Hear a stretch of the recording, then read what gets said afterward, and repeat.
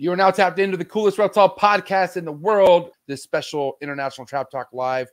Make sure you hit that like button, hit that subscribe button, hit that notification bell, select all. You'll be on top of every single podcast, every special edition episode that I have. You want to say that tonight's episode is brought to you by TOFAUTI Royals of Africa. That's right. My boy TJ, dude, has the real deal Mandarin, and I'm so looking forward to seeing what he has to release this year in 2024. Best way to do that is by following TJ's work at TOFAUTI Royals of Africa on IG. I also want to say that this episode is brought to you by Clutch. All right, #1 ball python organization app in the game for sure. Last but not least, tonight's episode is brought to you by RGI, Rare Genetic Inc. Shout out to the homie Ben and Sean over at RGI. Use RGI. They're the best. Groundbreaking stuff coming from them. Well, I definitely want to shout out the early birds for people who are here on this unique live. Shout out to the homie Herbie. Herbert. What's up, Herbert? Dude, Herbie is actually Miss Rachel's puppet, and that's why I said Herbie, just so you know. It is time. It's ready to rock and roll. Like I said, long time coming with this episode. You ready to tap in, man? Do what you got to do to get your mind right. Do what you got to do to stay hydrated. All right, episode 400. I hope I'm saying that number right. Either way, this will be edited. So 451. I can say whatever I want technically because this is edit. I'm just kidding. I really can't. All right, listen, just kidding. Episode 451, the homie DJ, Reptiles for Centuries, coming at you right now. Let's go.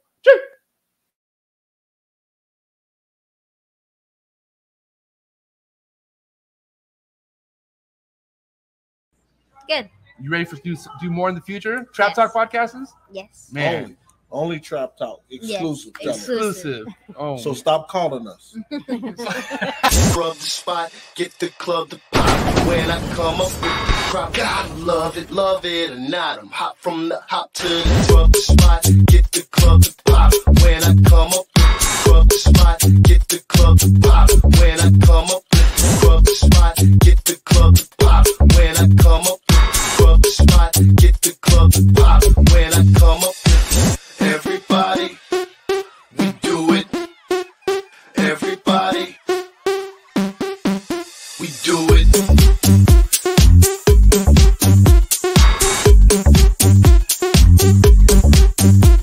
Do it. Do it.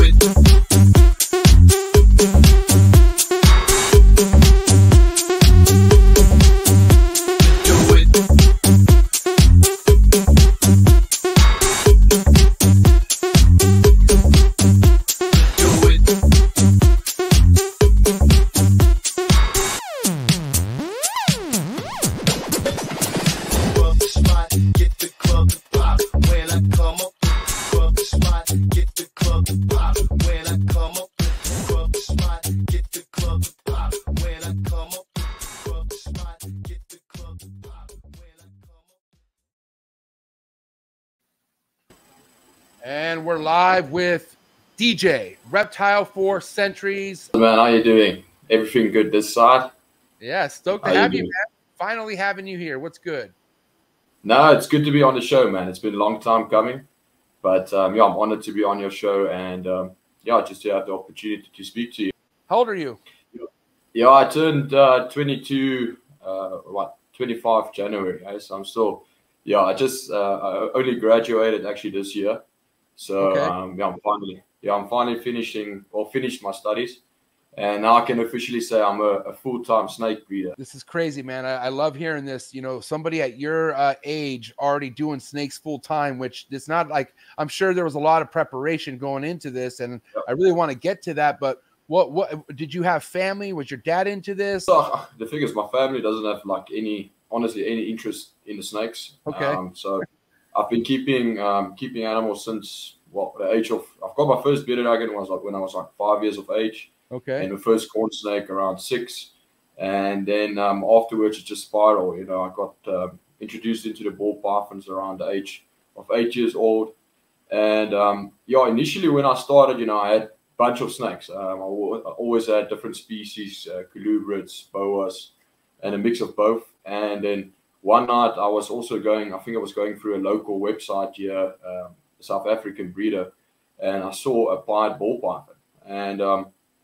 And since then, you know, I slowly started to get into the morphs. I got spider and pastel. And yeah, so initially when I started out, my mother actually also helped me invest into the snakes. And then over the years, I've paid it off in a sense where it's now completely owned by myself. So yeah, it's been a up and down. Let's say 10 years in terms of the snakes. Now we're only getting where we want to be. I would say the last 2 to 3 years, it's finally paid off. We've been producing the animals which we wanted to be been producing since back in 2017 and 2016 as well. So, listen, I'm not going to talk to you like you've been around on this earth for a long time, but it seems like you're kind of like mature for your age, and you should already probably know as yourself that anything that you put time into and you're just patient, good things come out of it. Especially when you're young, bro. Like, this is great. You know what I'm saying? Because reptiles saved my life in my 30s. I can only imagine what it could have done to me when I was younger, right? But go ahead. Yeah, tell me the story. Tell me the story about me and Brian. I'm sorry. Yeah, no, Brian is so I only met him for a couple of minutes and stuff, but he was even when I was younger, I remember the Snake Bites TV's videos, those were the OG videos, him and Chewy and all of those oaks, in the videos, those were literally, I must say, even to the date, a lot of people that I get, clients or people coming to the snakes, tell me, listen, they are in the hobby because of Brian Barczyk, so I think he laid a good foundation, for us as hobbyists or reptile hobbyists and keepers, and I think his son Noah is doing also. I've checked some of the last vlogs. I think he's doing also quite well and trying to honor his dad going forward with the Reptarium and his vlog series. So yeah, kudos to Brian. He's I must say a true legend. I must say in the reptile industry. Even with the ball pythons, I mean, he's a pioneer of plenty of genes. And I think we can also thank him where the reptile market is today. I think he's allowed a lot of people into the industry, in my opinion. One thing I was very lucky enough to do, it wasn't enough, but I got to do some of it, was introduce some of the people I love the most in the reptile game to Brian Barczyk and being that connection, because in my eyes, I felt like everyone should meet Brian Barczyk, because if you meet Brian Barczyk, you'll tell yourself you never met anybody like this. Like, he was so genuine and so special, and it was just hard to explain what kind of person Brian Barczyk was until you met him, But man, he left an imprint, bro. That's for sure. For sure. And I was actually at the same time. Brian came over with Forrest, so I was lucky enough to meet Forrest as well. That was also quite cool. Another great guy was taken too soon from us, and him as well. He was also.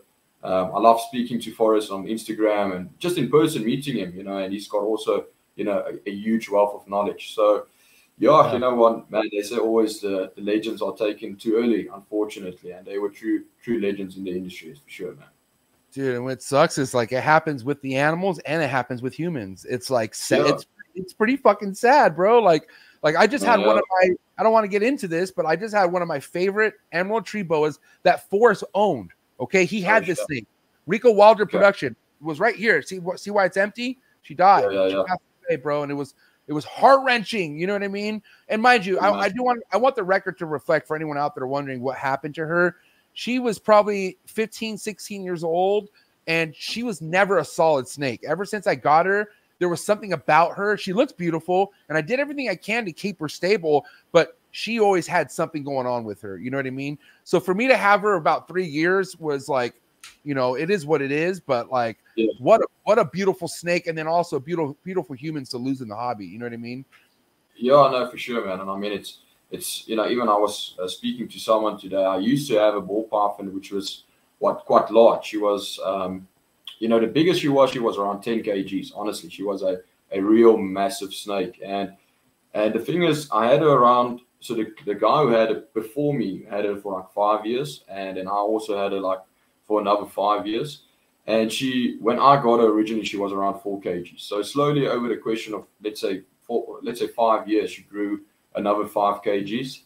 And what happened is I tried to breed her, because I was always saying, you know what, I'm not going to breed the animal because she's such a special snake. And I thought, it would be cool to see maybe a clown or something the size of her. And I tried to breed her, and unfortunately, I think something went wrong, and she broke an egg inside, and she got septicemia. And those animals you can't replace. In my whole lifetime, I think I'll never have a ball python like that again. But you learn as well, eh? yeah, we got to cherish what we have and why we have it. And that's kind of like, you know, it's just a reminder. It's just life, you know, like it's not going to stop either. We're going to lose more animals and we're going to lose more humans. It's just how the fucking life crucial cycle of life works. But either way, let's get back into some brighter stuff. I want to talk about your collection, man, because you do have some groundbreaking stuff happening over there, and I'm not too sure how ahead or behind South Africa is when it comes to ball python projects. So I want you to school me on this and let me know where things are at. But before we get into that, what is going on right now in your collection? Anything that you're most excited about? Anything you've been waiting years about to happen? Let's get into that. Yo, man. So, you know, I based my collection from the start around, you know, when I started off, I had a mix of both. You know, I didn't have like a sense of direction in a sense because, you know, if you start out, you're so like eager to start, you just buy for the sake of buying almost, you know. So then I decided, I think in, it was around 2015, 2016, I need to decide on a direction I want to go. And I based my collection around 3 main recessives, which is desert ghost, clown, and pied, which I think a lot of guys, you know, are working with. And then I've got, you know, a few, so I try and do as fast as possible. I work my projects around those 3 main recessives and try and introduce other genes like puzzle, ultramol, zebra, hypo, all of these other recessives as well, codoms into those projects. So yeah, currently I'm very passionate about the ultramol stuff. I think ultramol's got like very huge potential. And I think we're only starting with that project. You know, I think there's still a lot of directions we can go with it. So I'm very focused on the ultramals currently. We've got, you know, some cool projects going on in that, like puzzle ultramals, ultramal clowns. So that shit's fire right there, DJ. And I know it's not a visual clown, but that ultramal combo with the het clown that thing's filthy right there, bro. Yeah, man. I mean, that clutch was a very good clutch. I think I got 4 ultramal clowns out of that clutch, eh? And there's one animal. It's a dream animal I've been wanting to hatch out in that clutch. I'll be making later on in the next 2 months. I'll make like a YouTube video revealing that animal. But it's also part of the ultramal clown project, and it's just something I've wanted to produce since 2017. Actually, starting to work with that project. Can I say something, DJ? And I hope I don't offend you or any ultramale like fanatics out there. But can I be real about something real quick? Yeah. I look at this and it reminds me of Monarch. It's very similar. It's very similar. Yeah. No, I'm talking about only because like I'm talking about like the darkness, and because Monarch's like the dark. Like I'm a very confident individual on how we know that Monarch and Ultraman are not the same. I know they're different, right? But I look at this, and if you were to say, "Hey, MJ, guess what's in this?" I could have sworn it was a fucking goddamn Monarch combo. But that's obviously that's a black pastel. There's leopard. There's like stuff that's darkening up this Ultramil, right? Sure, man. Yeah. So you know, like with a lot of these genes, I always say to people, you know, they look very similar, but once you start like seeing the interactions with different genes, then you start to see really like the potential of it and how it interacts the different genes with certain combinations, you know. So I love Ultramil. I've got a bit of Monarch. I recently bought a Monarch male, which I'll be taking to a different direction than with the Ultramals, you know, not to try and do the same thing with a different strain almost of a T plus albino, you know, because it's basically a T plus albino, just a different line, not a different line, but just basically a different line in a sense, you know. So slowly starting to work with the Monarch as well, but not too much. Eh? It's crazy you say that, you know, because we get caught into the marketing terms, right? That's kind of what, you know, it's all about the money. I'm not gonna lie, and so people buy something based off the name, and so, but in a sense, we're looking at two things that are just another form of T albino is what you're saying, right? Now, is one positive, negative? Is that what that is? Is one a positive, one's a negative? I might be wrong, but I think it's both is T plus because I mean the coloration of the eyes is like a burgundy color. It's not like a albino. I might be wrong, you know, I could be wrong, but I think like, you know, lavender albino candy and normal plain albino is T negative, and I think then caramel, Ultramil, and Monarch, and I think there's Crider and stuff like that as well, which is basically, in my opinion, T plus if you want to classify it like that. what direction are you looking to take Monarch then? Yeah, so I want to do like it's a good question actually. I want to do definitely also puzzle. I'm doing the Ultramore puzzles as well, but I'm going to try and do it like in a different, try and mix different codons. And I think Monarch Hypos. I think Monarch Hypos will also be an interesting project. So I'm going to work it very selective and try and see which other recessive we can add into it. And I think also perhaps Zebra, because I haven't introduced Zebra into Ultramore. So maybe some Zebra Monarch stuff in the near future as well. Shout out to Herbert in the building. Yeah, so I guess Ultramar Monarch are both T positive. So excuse me. Good shit. Now, I do want to look at something, bro. First and foremost, guys, do me a favor if you can, please. If you're not already, go follow my man, Reptile for Centuries on IG. I'm all about the dark stuff, bro. Like my shit, no matter what species it is, I want it to be dark. I just like dark looking snake. And we're gonna pull up this fucking thing right now because this thing is just ridiculous, bro. Can we break this snake down, please? What's going on with this? So it's a blackhead leopard phantom confusion clown. Wow, dude. Oh my god. This thing is like, confusion's like I'm kicking myself in the ass for not having a bunch of confusion right now, man. I'm confused by that. Yeah, you know what? Like in my opinion, blackhead is one of the best genes in clown, best single gene clown combo. And I mean, this is a mix of both. You know, there's confusion and phantom as well. You know, phantom actually works very well in clown, in my opinion. You know, normally I don't like bowel complex animals in my projects in general, but phantom is one I've actually been really liking in my clown combos. I hatched out something very similar now, just with a different. It's basically like a mahogany blackhead. I think it's a mahogany blackhead leopard phantom clown, and it's just as crazy, man. So what is phantom doing to that snake then? Do you feel like? So you would see like at the back of the head stamp, it's got like a more blushed out head stamp, and I think it's just increasing the amount of, how can you say, like definitely the dark contrast, and just expanding the alien heads, making it a much darker, in my opinion. Yeah, I just had Lenny from Demonic Reptiles on my show, and one of the slept on morphs that he mentioned was phantom, and I was like, what? And I could have sworn like, I don't know about, I just don't really know about phantom as far as like it being relevant, but sure enough, you believe it is, right? Yeah, I think it's got its place, especially in clown stuff.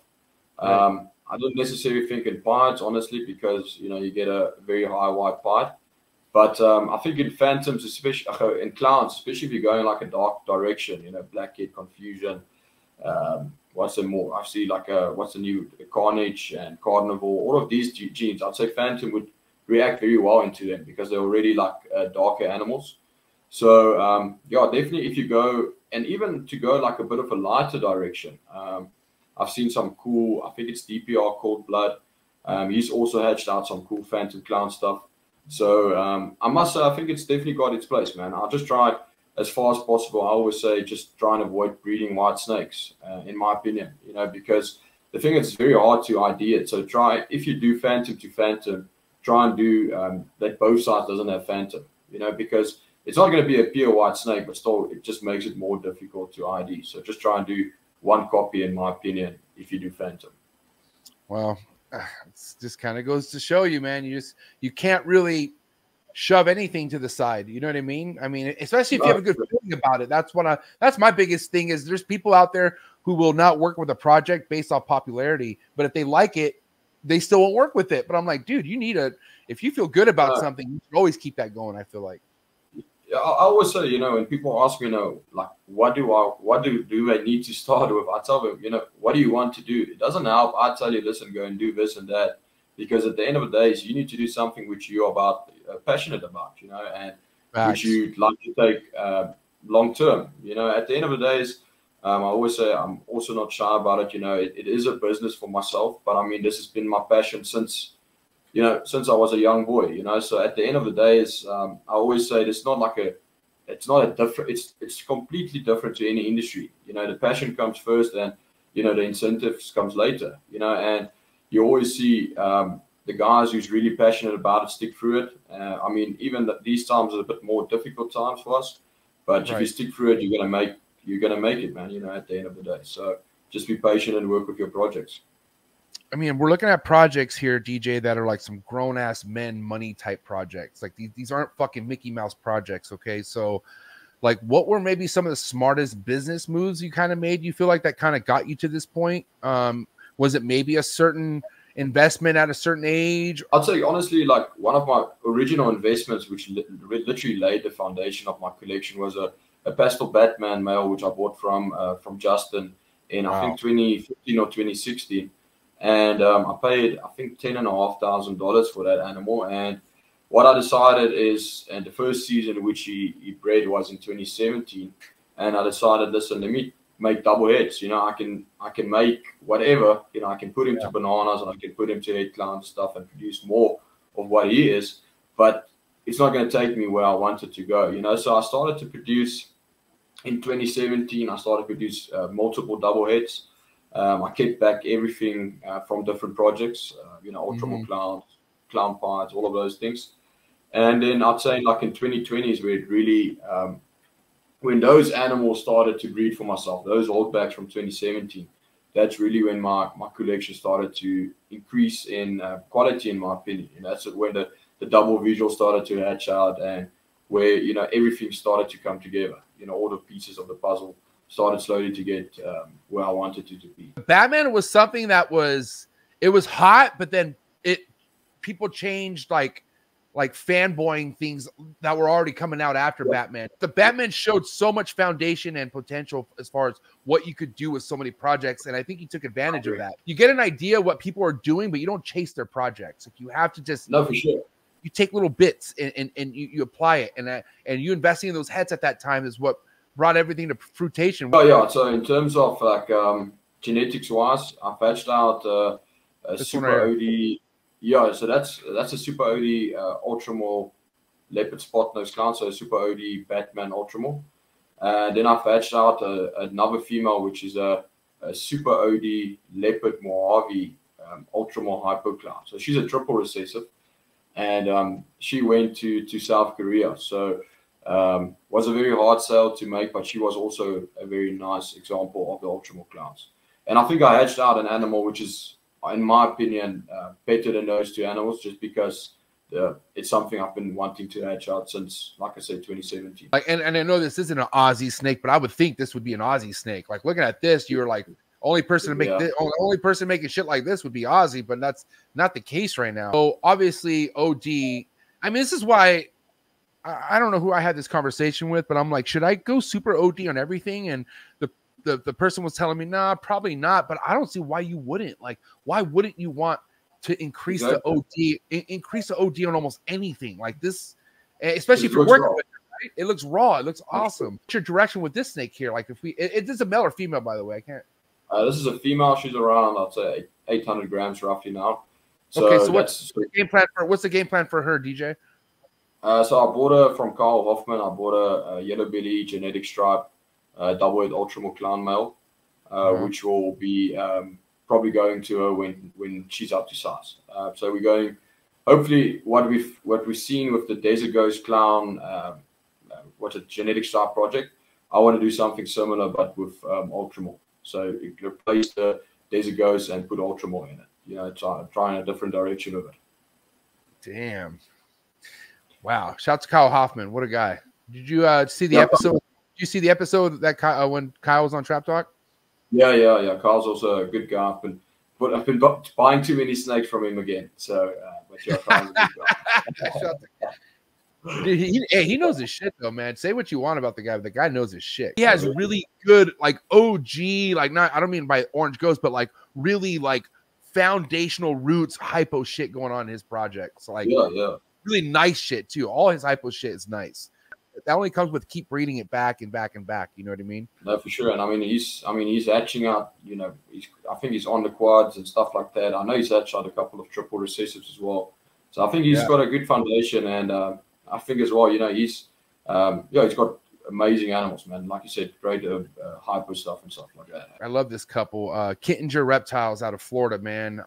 And it looks like you inquired a puzzle from them. So I bought a puzzle. I bought a trio of double-head puzzle clowns in 2016, and I produced the first visuals in 2019. And then, unfortunately, most of my animals had spider in it, so it was quite, how can you say, hard to work around it. But now I'm to the point where I've worked out spider in the puzzle projects, and this leopard hypo puzzle is just going to help me elevate my projects. I've got huge plans for this male, especially. I recently bought a Mandarin hypo female, which this male will be going to. So I think like super Mandarin hypo puzzles will be insane. And I think just in general, Mandarin is also a very good gene to incorporate into the projects.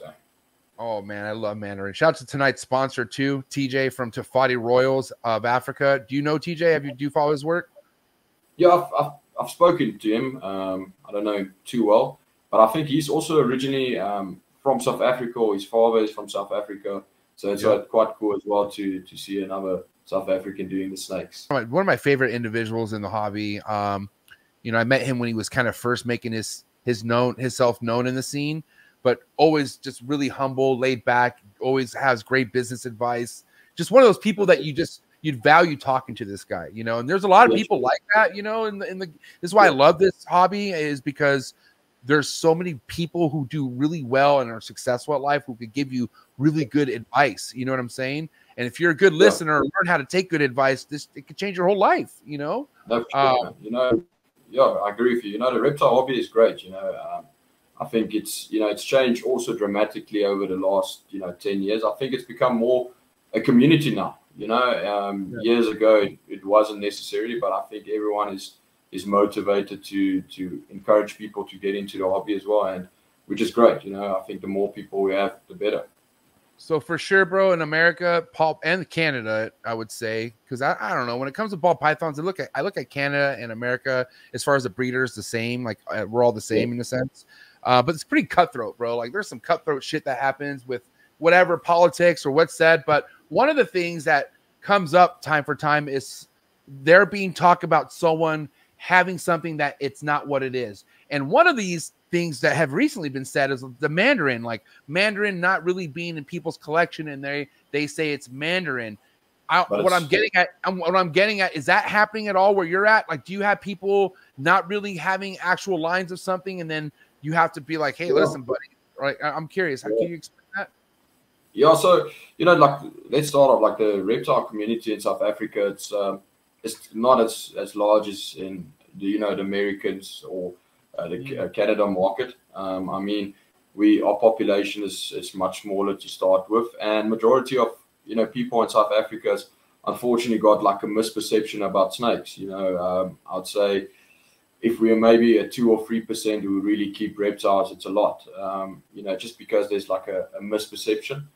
But so in general, I've bought animals, from big breeders which they say were, for instance, something, and it didn't prove out to be at all what they said it was. And then you sit with a dilemma, and you don't know what to do now, because I mean it's 3 years later.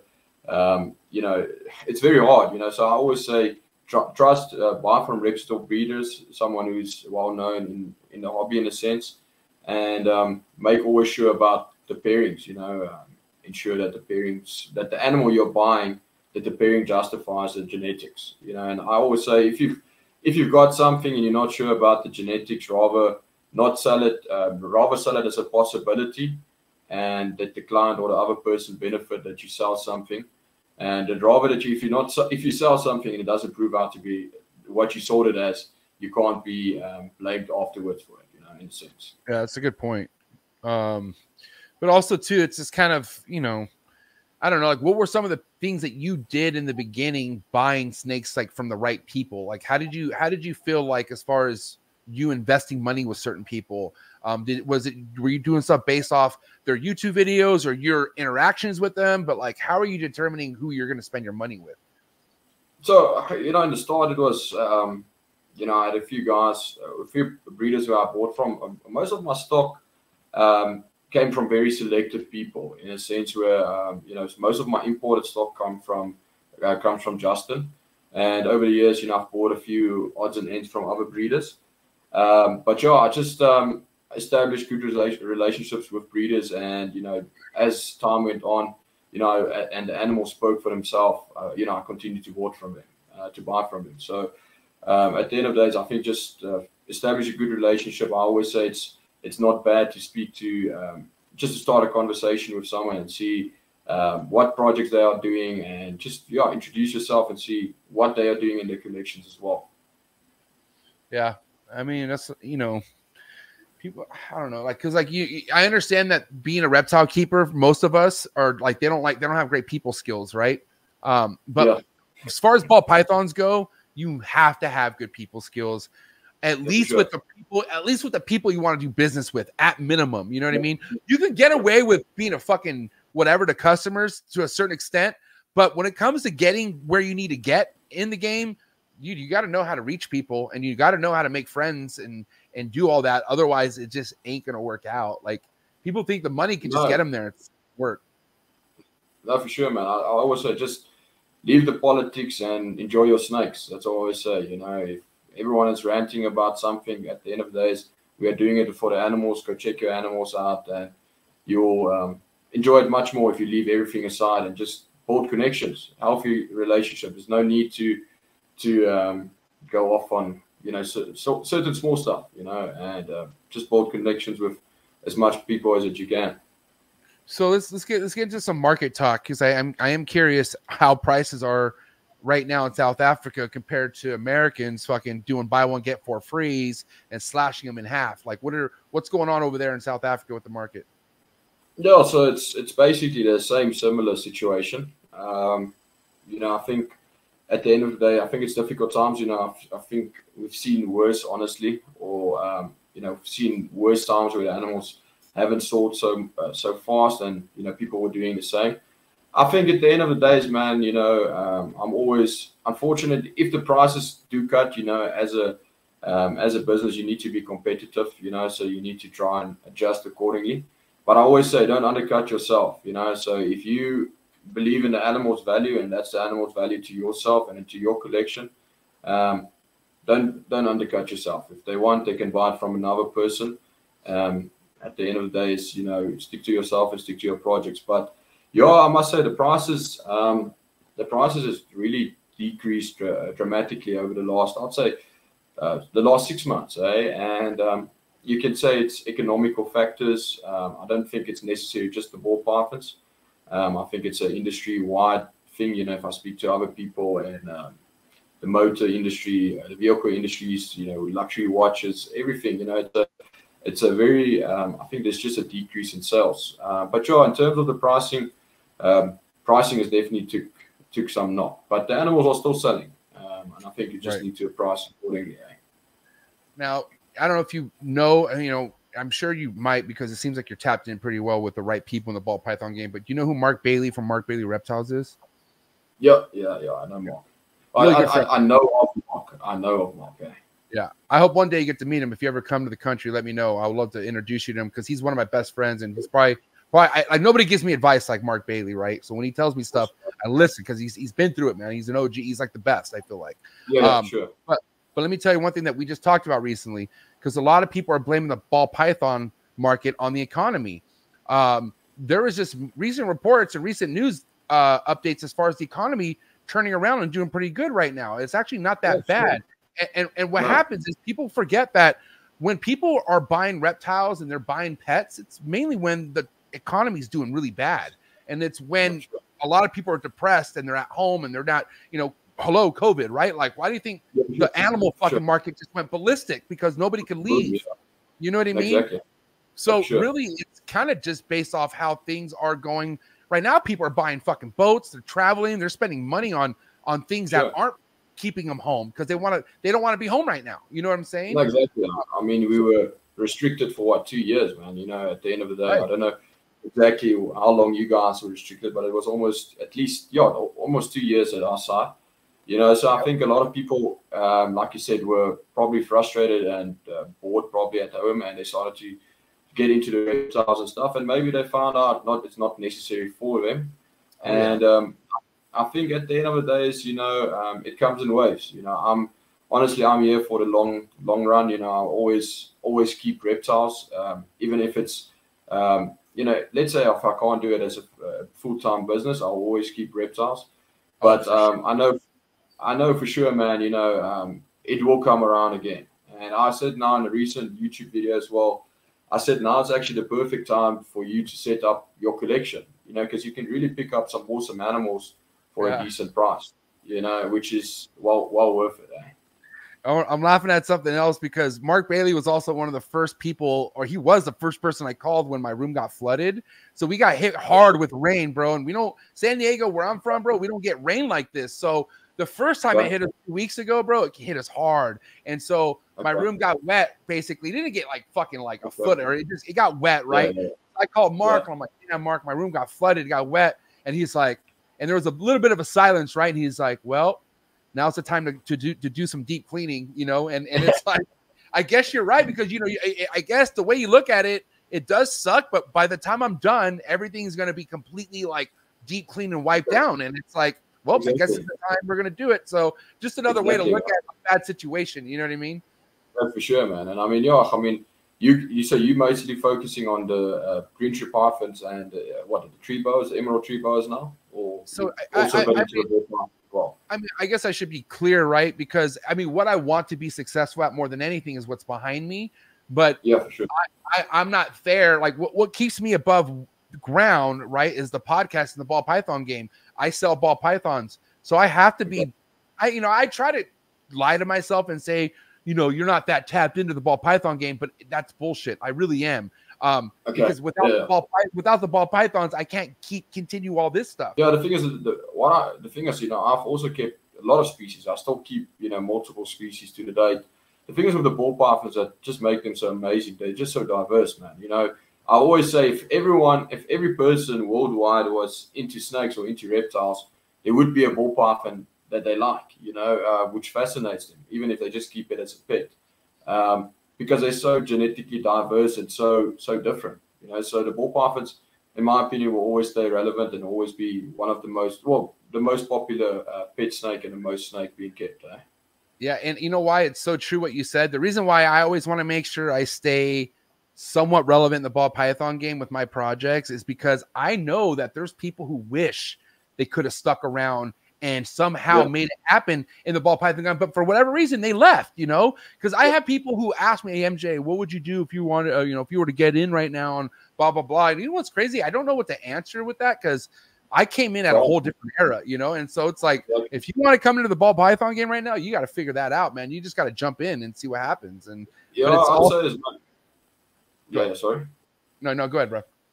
Yeah, like you said, man, times has changed. It's back also when I started, just to get a normal female was like gold. You couldn't get any females, back in when I started out, so it's very difficult to say what to start with now. It just says be focused, just work on, like I said, work on the projects. You get form an opinion on what you want to do and where you want to be, and work with those projects. I don't think you can ever go wrong if you work with something that you are passionate about and which is unique. Do something which is out of the norm. You can follow and take inspiration from other breeders, but always try and do it different to what everyone else is doing. Yeah, and I want to kind of jump back to ball pythons because I did see something else that you had going on last year, and I was very curious of what happened and what's going on, because this is, and I know you made hets out of this, but man, this was, dude, I love DG and Exantic. Like those two fucking goddamn morphs together just make me feel some type of way. But look at this fucking Exantic genetic stripe. Like this also is a crazy looking project right here, man. What's going on with Yeah, man. So I've got actually MJ line Exantic, which was originally the line I started with.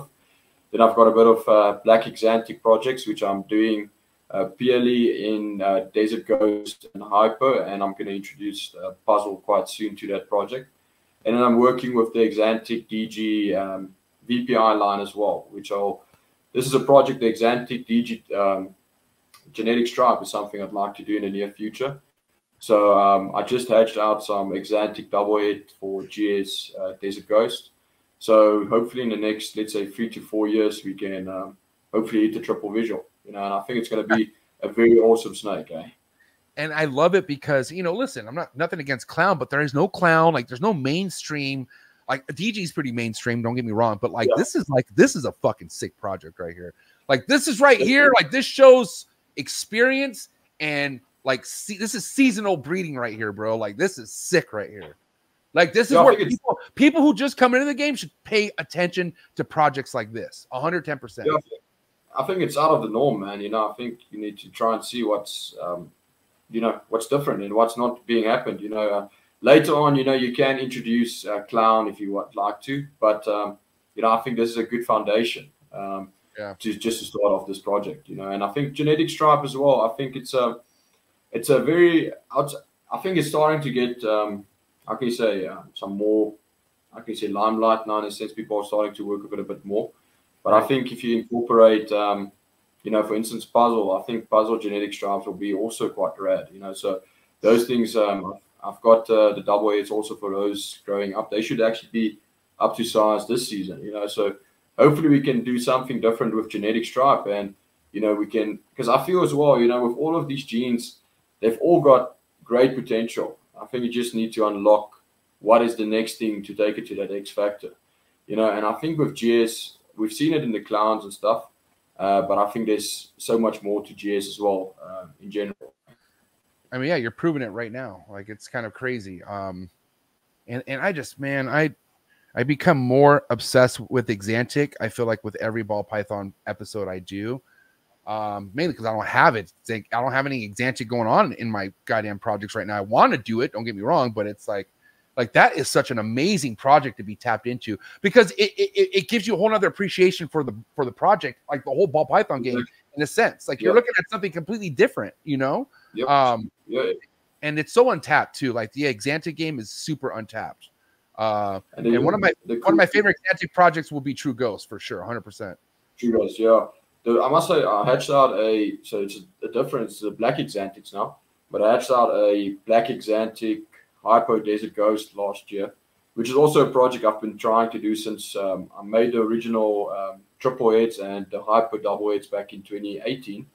And I just had like terrible odds with the females. I don't know, like they were going 2 seasons in a row, both females just slugged out. And then last year, 2022, I was able to get 2 successful clutches from them, where I hatched out the triple visual, the spot nose, Hypo black Exantic Desert Ghost. And I must say, I never thought Hypo would clean up the black Exantic DG project, or the Exantic DG project in general, so much. So, no, the Desert Ghost, and especially Exantic, I think Exantic is starting to make its comeback now, or definitely made its comeback.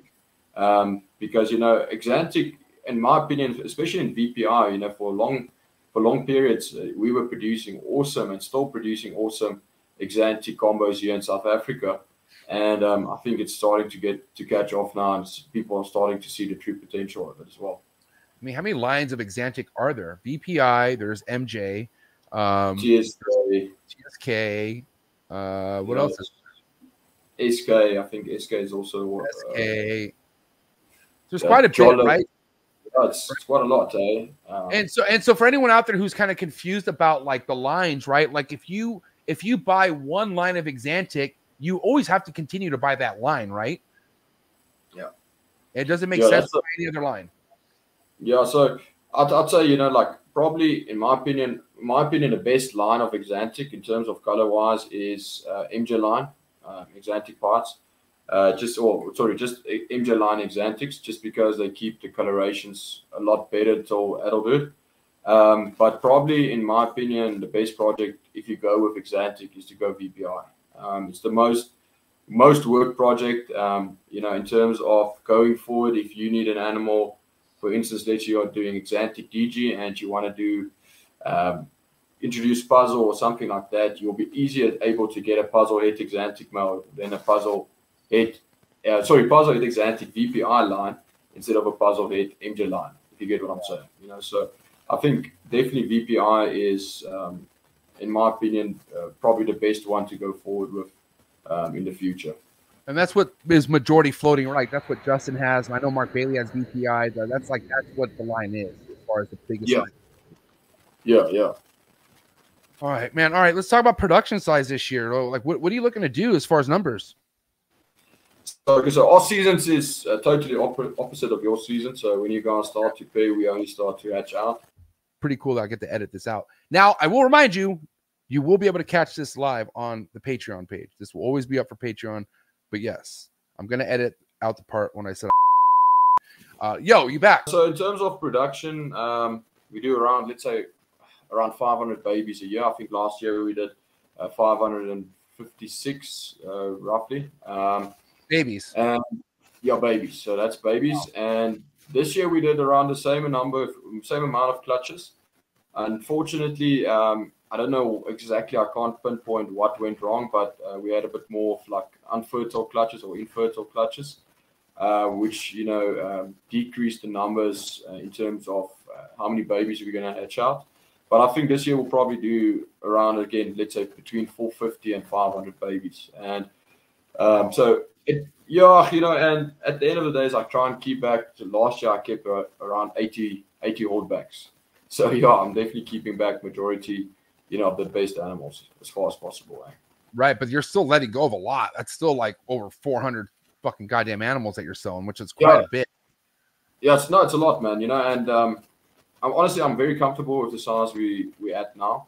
For sure, honestly, I'd look at the market conditions as well this season. If it's how can you say, if animals are selling a bit slow as well, I'll also adapt my breeding projects accordingly. I will not maybe breed as much animals, but at the end of the day, I'm happy. I'm comfortable with the numbers we're producing now. I've got one full-time employee for the snakes, and then one full-time employee for the rats, and so far so good, man. No complaints.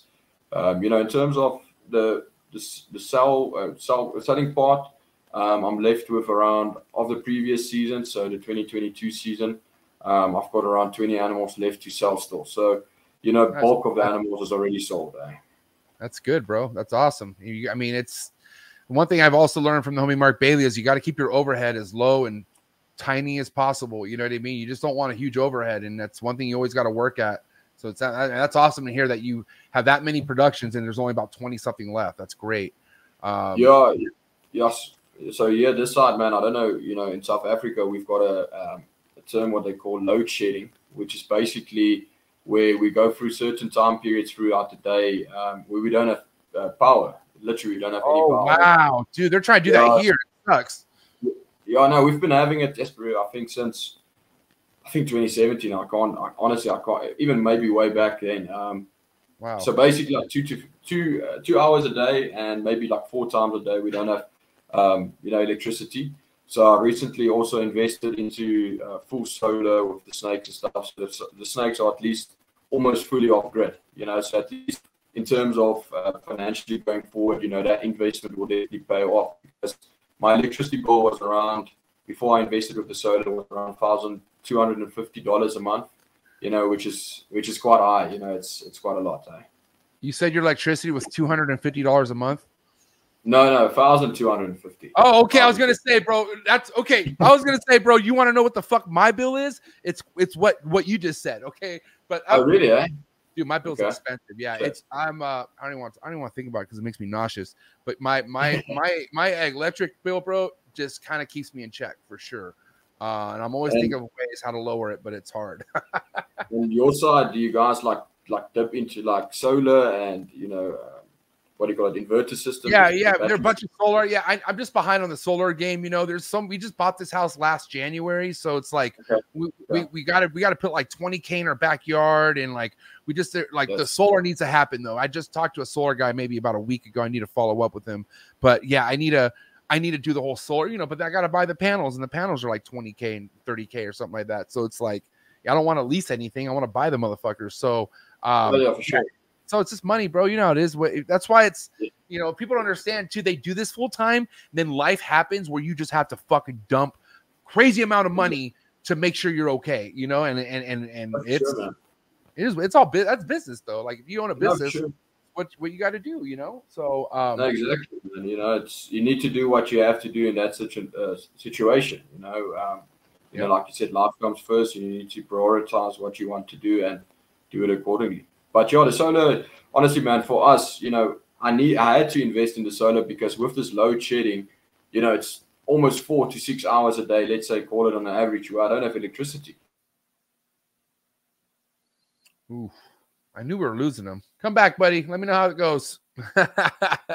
Shout out to everyone in the chats, man. This is a great Wednesday. I mean, it's still morning where I'm at. Why don't we get the likes up, even though that this live won't be posted after this? Why don't we get the likes up for the homies? Show them some love. Yeah, let's try it here, man. I think my signal.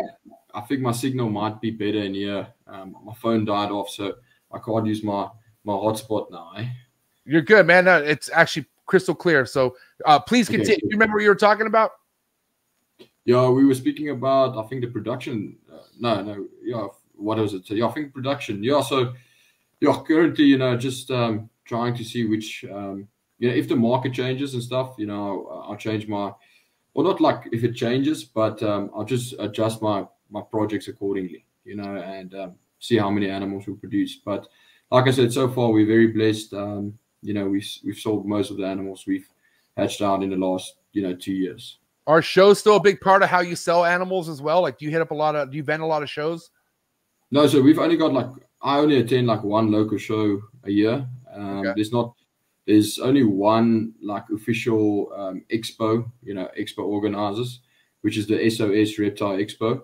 And then, you know, I depend mostly on the exports as well. You know, we export quite a lot. Eh? Right. Now, speaking of that, are there any, like, there's no issues getting snakes from the States over to you guys and vice versa, right? Like, you guys have that figured out? Yeah, so in terms of exporting, it's quite straight simple. You know, you get your CITES paperwork, and you know, according to which country you're shipping to, you need to get let's say, for instance, a vet certificate. You know, so for instance, the United States needs a vet certificate, where, you know, South Korea doesn't, for instance. So but the importation of animals into South Africa and reptiles in general is much more complicated, you know. So basically our animals, you know, we go through the same process, scientists on both sides, with the accompanying vet certificate, but all of our animals need to go through a 30-day quarantine period, where they actually literally at a government institution or government facility, and which it makes it very difficult, you know, because the thing is, at the end of the day, is most of these people looking after the animals for that period aren't really clued up with the reptiles, if you get what I'm saying. Whoa, so you have some stranger looking after your snake? Yeah, man. And it's very, you know, it's quite rough. So it's 50 days. 50 days, bro? So wait, that freaking snake we just looked from Kittinger Reptiles went through that quarantine thing? Yeah, for sure. Yeah, it's quite hectic, man, you know. And wow. But luckily, you know, so far so good. And I mean, just the cost to get the animals over, you know, this last shipment we brought in, I think, 52 animals, and it cost us close to $15,000 just in flight cost, quarantine, because the South African government insisted that we do a snake fungal disease test and something else, honestly, like I can't even remember, internal parasites, which cost us, I think, $100 per animal, you know, and for 52 animals, you know, it was quite crazy, man. So, and just after the shipment arrived here in South Africa, they said to us it's no longer like necessary to do it, you know. So we just wasted like $3,200 on tests for nothing, actually. Eh? But dude, yeah, what can we do, man? I mean, it's the price you pay. I mean, and you know, it's sure. I guess it makes me happy to kind of be where I want to say the ball python MARC Mecca is in America. You know what I mean? Yeah, for the most part, but I mean, not to you know, diss Europe and where you guys are.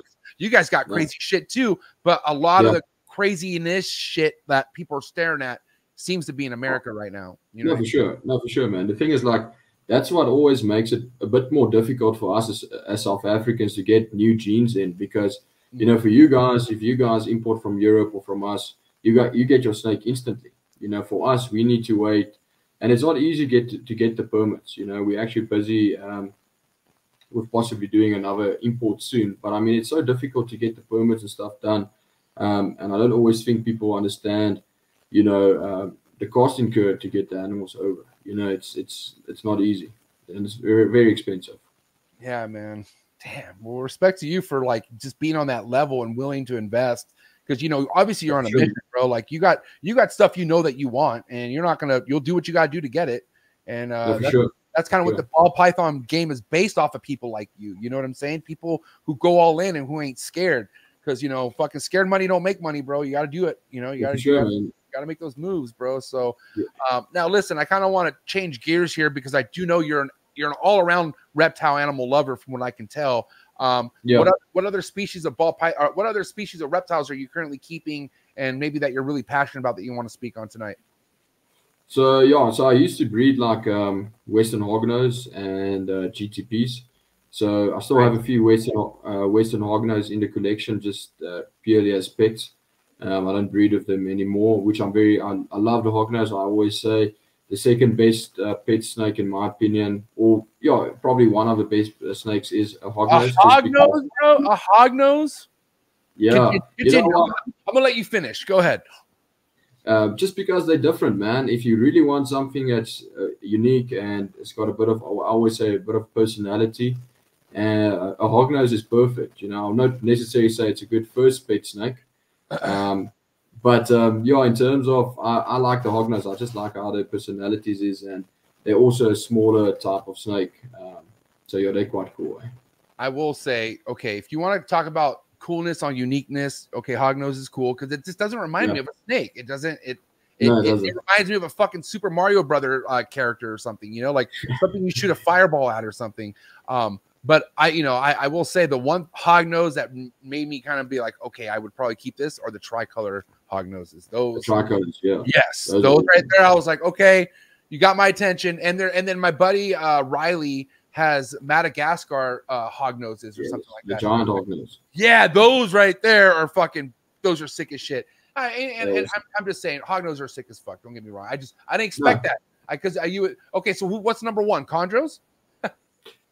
No, it's very difficult, man. You know, I'd say I always still lean to the ball pythons, but hoggies are definitely a close second. You know, and the hognose also, you know, like you said, the tricolors. I really like the tricolors. I used to have a trio of those as well. But the hognose are awesome. You know, honestly, you know, I prefer them over corn snakes. You know, people always say corn snakes are one of the best pet snakes, and I do agree in some sort. But you know, the thing is with corn snakes, they're very fast and very like nippy as well. You know, so they must. And they musk and stuff like that. The hognose also musk, but not necessarily so much. You know, they a bit more controlled. We all know what the king of first snakes are, and that's ball pythons. If it comes to someone owning their first snake, in my opinion, nothing will beat a ball python because it doesn't get too small and it doesn't get too big, and it makes you just. I mean, you can kind of be an idiot and still keep it alive. Like ball pythons are the best. That's I feel like there's nothing. And as far as America goes, that's the number one pet snake. I feel like it beats everything. No, for sure, man. And I think it will always stay one of the number one pet snakes just because they're easy to keep, you know, and they don't take a lot of, you know, you really need to, like you say, it's not hard to keep a ball python alive and thriving. You know, very basic setup. You know, they prefer basic setup in a sense. So it's not hard to keep a ball python in a sense. But your other species, I've got two Burmese pythons. Nice. I've got those are just pets as well. I've had the one female now for 14 years. So she's a large female. Nice. Then I've got I don't know if you've heard about Cape fowl snakes. Cape fowl snakes are indigenous snake to South Africa. Oh, wow. I think that's actually something that you quite like. It's a very different. It almost looks like I can't explain. It's almost like a dragon snake. It almost looks very like a dragon snake. A Cape fowl snake. I'll send you the. Yes. Cape cod snake. Yes. Yeah. So they're quite cool. And then I've got a few lizards. I've got like I've got a rhino iguana. I've got an albino green iguana. Then I've got a pair of caiman lizards, and then just like I've got a pair of Fiji iguanas as well, and then just a bearded dragon. Did you already mention the chondros? Yeah, no, and then the GTPs. They're actually at the back. How many chondros you have? You have 2, you said, right? Yeah, I've got 2 only now. And I used to have more. Yeah, let's talk about how many you used to have. Like, how many did you have at one point? What was all going on with your previous experience with chondros?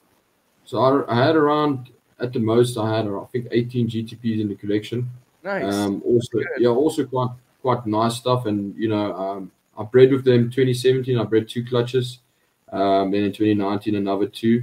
And the only thing is I struggled a lot to get the babies feeding, and so that was the only downside from my side with them. In terms of the animals itself, I didn't have problems keeping them and also breeding them. In my opinion, chondros almost, I might be wrong, but chondros, in my opinion, breed almost easier than ball pythons in terms of, you need 1 or 2 copulations, and, the female might as well go, so.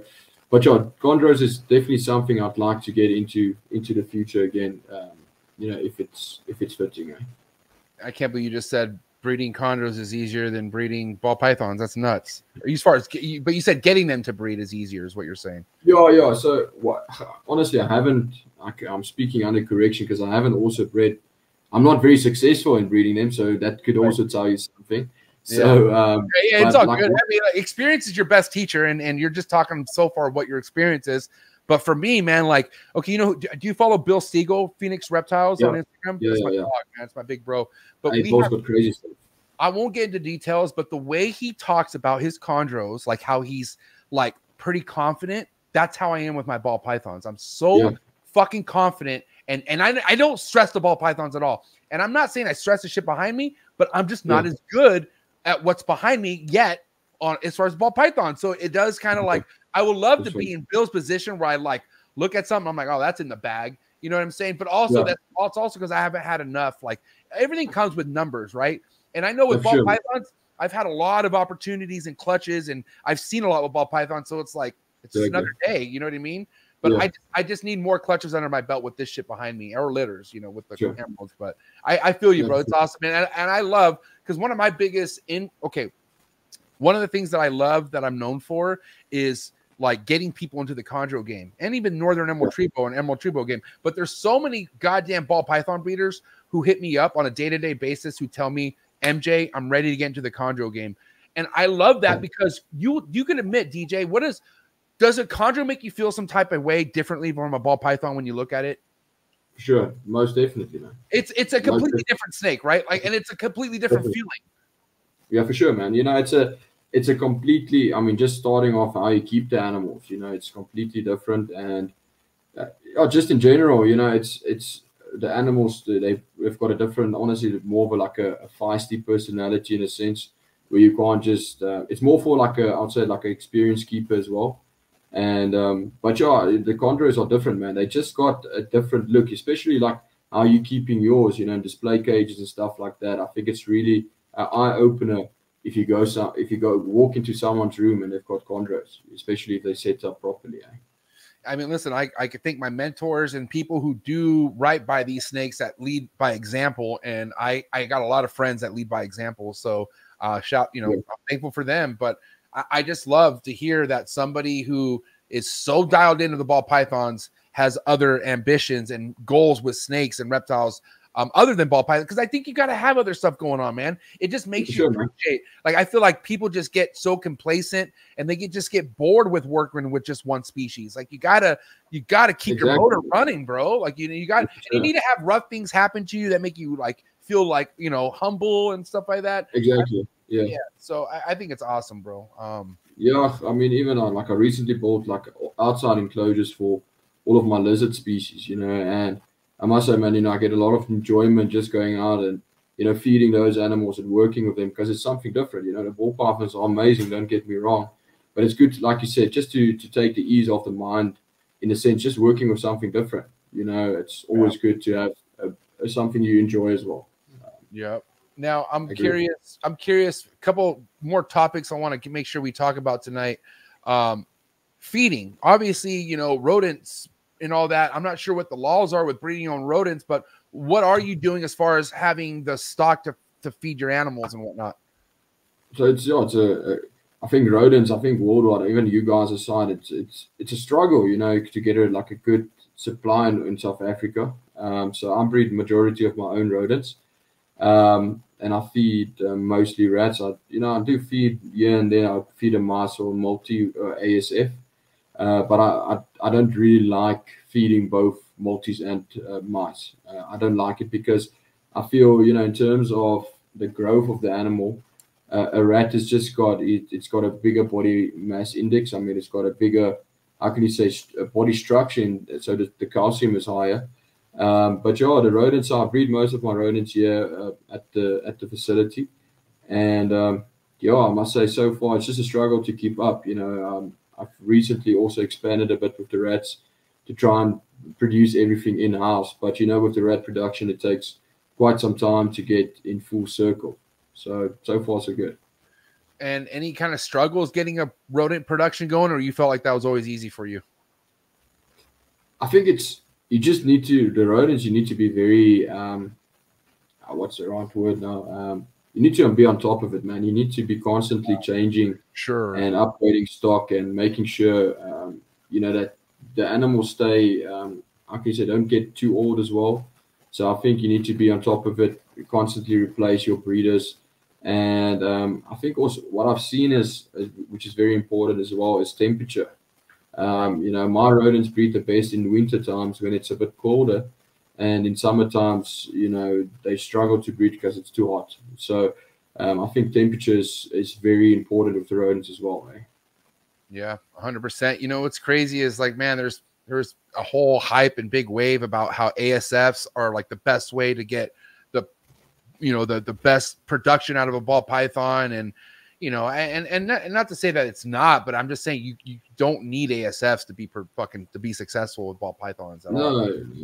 No, you know, like I know there's a lot of people that like ASFs, but in my opinion, you know, I'd like to feed as far as possible rodents. In my opinion, they just grow better, and it's easy accessible. You know, if I sell a snake to you, I don't want you to struggle because it's just an ASF feeder now. You know, and that's something I've struggled with in the past. You know, I've bought animals from breeders who have just fed multis or ASFs, and those animals never did well. You know, they didn't grow well. They just took longer. So, in my opinion, if you can, as far as possible, stick to rodents. There's no wrong in feeding now and again a multi or so, but I'll try and stick as far as possible to rodents. Eh? Yeah. Now, I love dogs. But the dogs are also in the room now. Eh? Now, being from where you're at demographically, what are like what are some of the temperatures you have to battle? Does it get pretty wild where you're at as far as heat waves and all that? Yeah, so today was quite hectic. I think it went up to like almost 58 degrees in Celsius. Let's say 36 degrees in Celsius. I don't know what's that in Fahrenheit. I think it's pretty hot. Like 105. Yeah, 105, something like that. Yeah. And our winter times are not too bad. You know, winter we very seldom get below minus degrees. Eh? Oh, so 96.8 degrees, which is still pretty hot. You know what I mean? Yeah, yes. And it's pretty dry, or does it stay humid? Yeah, so in our country, in our section, in Pretoria, it's quite dry. We in a dry suburb. Eh? So what are you doing to ensure humidity is on point? Like, are you a big spray advocator, or do you not spray? No, so I don't. So I use COCO in majority of my collection. Okay. So you know, in the room itself, so I use ambient temperature. So I've got, you know, heating belly heat or hotspots, but I use ambient temperature to manipulate my breeding temperatures. So, and I use COCO. So my COCO in the room itself, the humidity is probably like, let's say 40%. But in the tub itself, it's around 60 to 80%, and that's optimal for myself. Eh? And you don't deal with a lot of stuck sheds? No. Like if I like now, I like to after my females lay clutches, I like to put them for a month or two on paper. So then I put them on unprinted newspaper, and then I do struggle a bit with stuck sheds. But you know, it's one soak and it's sorted. Eh? So it's not a big issue actually. Eh? So I'm curious, why do you put your female on paper after they lay? I always just do a deep clean, man. Every season, just before the new season starts, we do a deep clean of the whole collection. Oh, so you do that because they get fresh cocoa after a while. Yeah, so basically, as soon as they finish laying, lay the clutch, we put them on paper, Right. and then just 2 months prior to breeding season, I'll put them back on cocoa husk because I still prefer to breed on the cocoa husk instead of the paper. Eh? Yeah, I think that's so important, man. You know, because obviously a lot of people prefer some type of substrate like material, not just paper, but like cocoa husk or something. But it is so vital to clean that tub after they lay, because they're gonna think that the eggs are still there and they're gonna be all fucked up. They won't want to eat. Sure, man. They'll just be all messed up, and that's one of the things I had to remind myself this year, because I had just done new cocoa on all this behind me, and then my girl right here laid a clutch maybe a week later. So I you know, where she laid her eggs, I like kind of I cleaned that area, but I didn't replace all the cocoa. And for some reason she just didn't act. She was not acting right, and I could tell like she was. I'm like, dude, what's going on? And until I gave her a soak, I replaced all the cocoa, completely wiped it down, and put fresh cocoa in there, and she ate back normal again. So I was like, well, there you go, MJ. You got to take your own advice sometimes. So that's awesome. Yeah, you know what, man? I think it's. I always say it's small things. You know, if an animal's not eating, it's a minor thing that you need to change.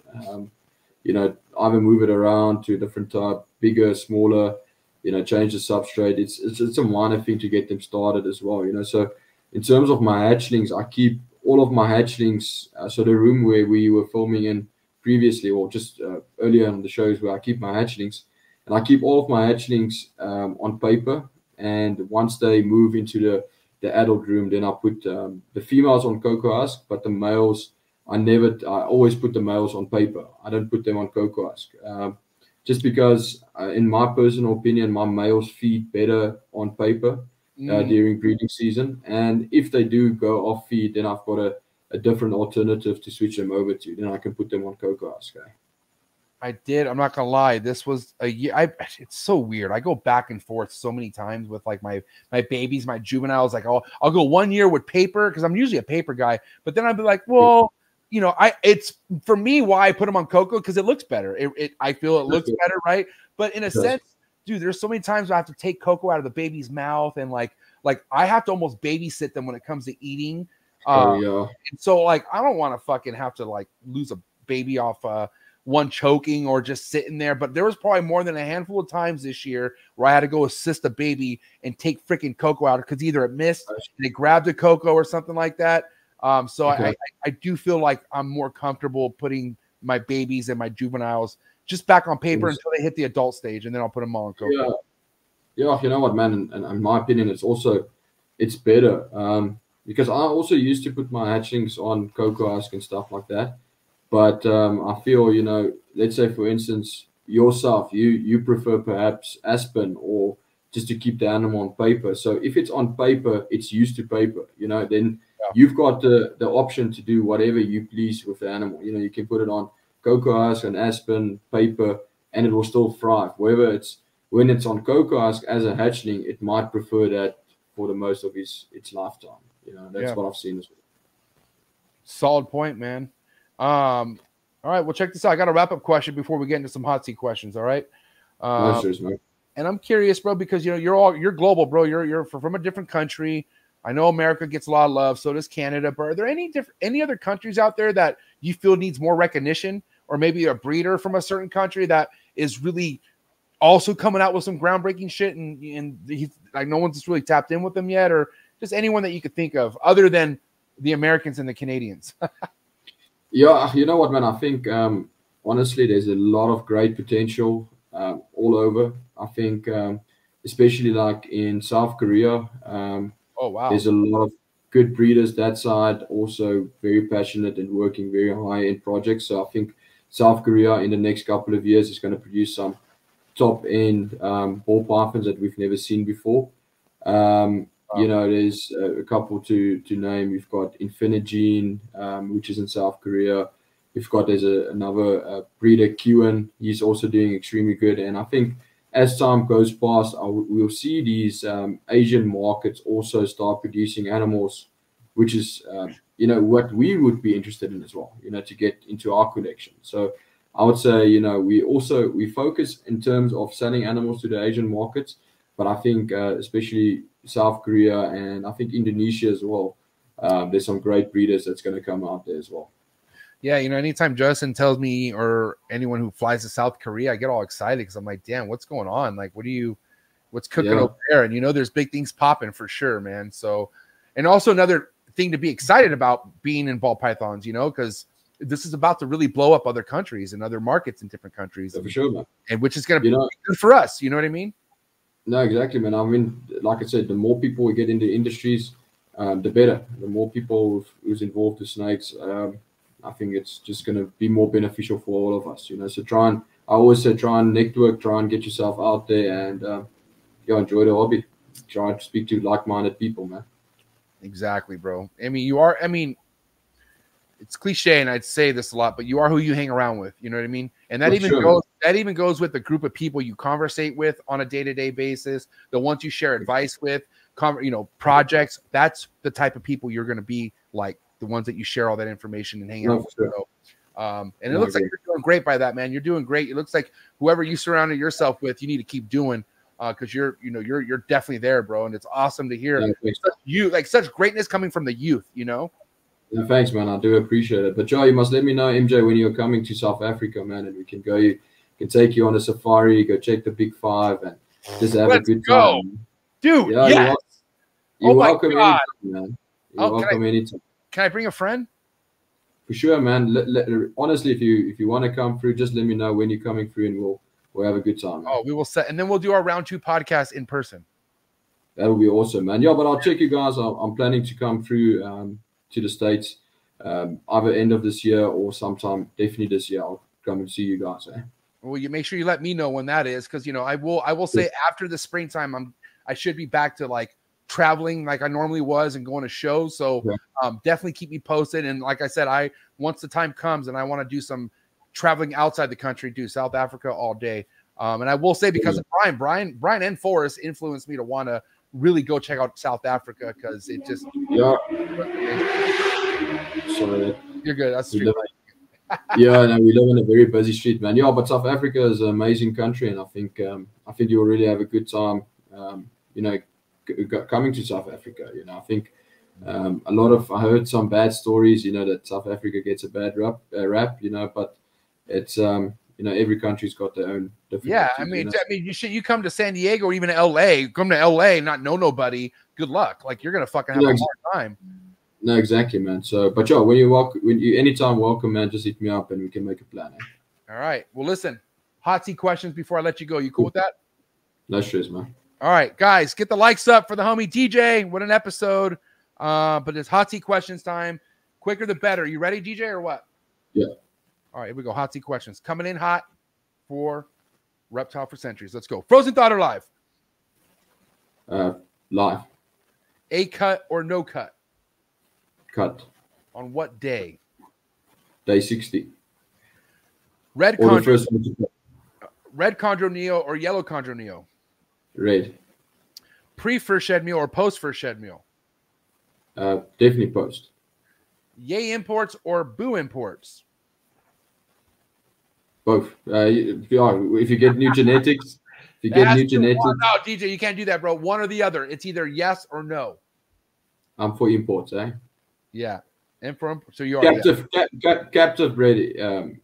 Captive bred animals or ranched animals, but not wild caught stuff, Dude, now we're stuck, because you have to either say, like, we need a picture, you being able to make this a law, okay? And the pen's in your hands, regardless of captive bred or wild, no matter what it is. Are we going to say yes to imports, or are we going to say no to imports? Yes, let's say yes. Yes, thank you. Whew. Okay, what's one reptile you would love to import anywhere around the world to your collection? Bellface white lace monitor. Yes. Dude, respect. Yay sports or boo sports? Yay, for sure. Favorite sport? UFC or rugby. UFC or rugby. That's cool. Dude, South Africa. Dude, UFC is huge in South Africa, bro. Like, yeah, it's starting to catch off now, It really is. It's getting big and big and big down there. That's awesome. Steak or fish? Steak. Favorite cut of steak? I'd say I think it's T-bone, or I don't know if you got, T-bone, yeah. All right. Favorite genre of music? Rap. West Coast rap or East Coast rap? West Coast. So who's your favorite West Coast rapper or rap group of all time? Honestly, man, I don't know actually the difference between West and East Coast. I just listen to rap, eh? Just listen to rap. Respect. Okay, give me your favorite rapper. Who's your favorite rapper? I'd say probably Kanye or Drake, eh? Okay, so that's more of the South. Or Drake is Canada, so Drake doesn't even count. Drake's not a rapper. Yeah, okay. We have to take Drake out of this completely because he's not a Okay, rapper. so let's say Kanye. Okay, let's say Kanye, eh? Kanye. Okay, so he's from Chicago right there. So that's the mid. Okay. That's also heavy. All right. Yeah. Moving forward. Little word association. Say the first thing to come to mind. You ready? Yeah. Milk. Cookies. Stuck shed. COCO. American ball python breeders. Great potential. Instagram trolls. Worse. It's not a good situation. Ball python Facebook groups. Good. If you had to delete one platform forever and you can never bring it back, is it going to be Instagram or Facebook? Which one has to go? Facebook. Respect. Sure. All right. Last but not least, you ready? Cool, man. Coolest reptile podcast in the world. Trap talk, sure. Let's go. Damn it, man. Hey, listen, a very special Wednesday Trap Talk episode. I only pull these out for the best, man. And I got to tell you, this was awesome. And Thanks, you just inspired me too. I don't know if I'm gonna maybe do these more now. I love tapping in with people from different countries, and this made me feel some type of way. So thank you for coming on and checking it out, man. But for everyone who was lucky enough to tap in on this episode, on this live, and got to catch the rawness, what would you like to say to all the love and support you got on this live? No, I just want to say thank you to everyone that came out tonight. I really enjoyed speaking to you, MJ, as well, and sharing, whatever knowledge I can bring to you guys. And I'd love to put a face to everyone that, supports us and who's in the reptile community. Hopefully we can all come together one day and just share some more knowledge and stuff with each other. Eh?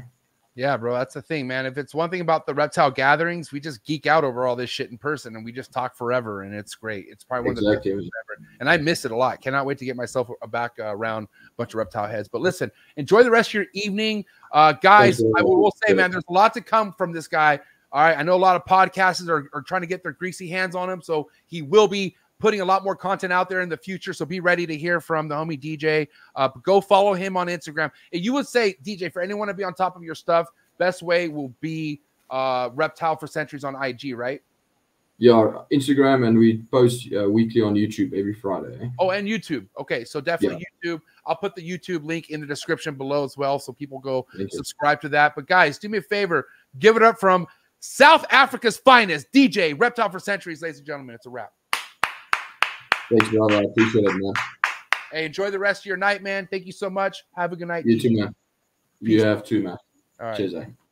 I got I think I have, well, not my first South African homie. I got the homie Darren, but I got another South African homie, man. That's awesome.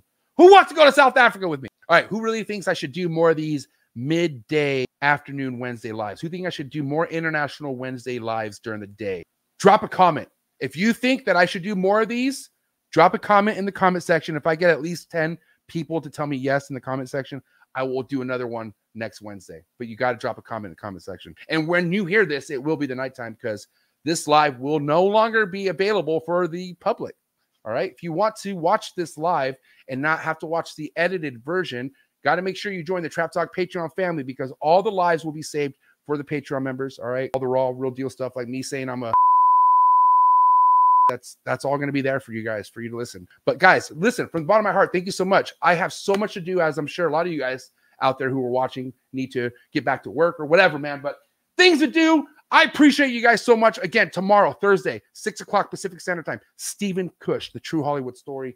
Be ready. Everyone in the chats, you guys are my heart. Patreon members, you guys are my heart. I love you guys. Have a good rest of your day, evening, no matter what. But you guys are all beautiful. You're all awesome. I appreciate you so much, DJ. It's a wrap. Reptiles for Centuries. Have a good day. I'll see you guys tomorrow, and I'm out. Thank you for watching. Please remember to like, subscribe, hit that notification bell. If you're looking for exclusive content, please click the very first link you see in the description below. Join the Trap Talk Patreon family. As soon as you join the Patreon family, you get a link to the Discord, which will tap you in. I'll catch you guys here next week for another Trap Vlogs, and I'm out. Cheers.